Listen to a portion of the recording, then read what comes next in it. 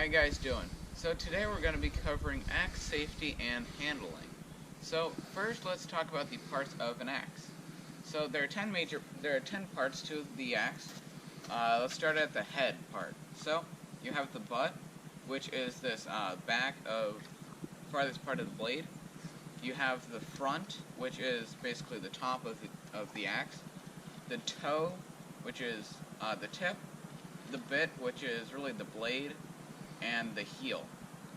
You also have the face, which is usually where a logo would be placed, and the back of it, which is right where the handle would connect. So now that we covered the head part, let's talk about the handle part. So in the handle we have three parts to this.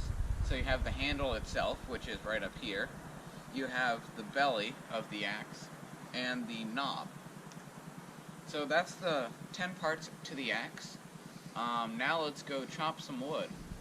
But before we chop the wood, let's talk about some safety, wear, and protection.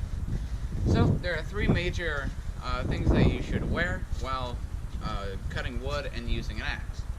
Those are gloves, which I am putting on right now.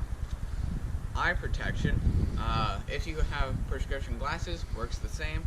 And foot protection, which are boots. I use steel toe boots because they're the best, but do not wear open toe shoes because you might run the risk of you cutting yourself. So now let's chop some wood. Alright, let's chop some wood. Wait, we forgot to talk about the blood circle, didn't we? So let's talk about the blood circle. Exactly what is a blood circle? It is your area of, this is where I'm cutting. So, to check it, you're with your axe or whatever you're using, you're going to make this circle going from left to right and front to back. That's not all. You also have to check above you to make sure there's nothing that you could hit while swinging, and below you to make sure that there's nothing that you can hit on your end of your swing. You also want to visualize what's going around you. So right now, nothing's happening. There's no one that's walking by or through. So now that we're good, let's do the swing. So if you're a righty like me, you're going to put your non-dominant hand on the belly of the axe, like we talked about, and then your dominant hand right at the handle.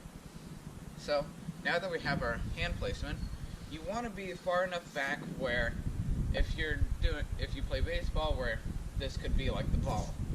And then all you're going to do, twist at the hips, bring the axe head up, and as you're going down, bring your dominant hand down to your non-dominant hand and chop the piece of wood.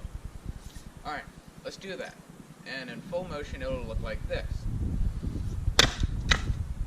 So, we hit the piece of wood and it split, and we did it in correct formation. So, I hope this helped with you and your axe safety and handling. And remember, leaders stand up.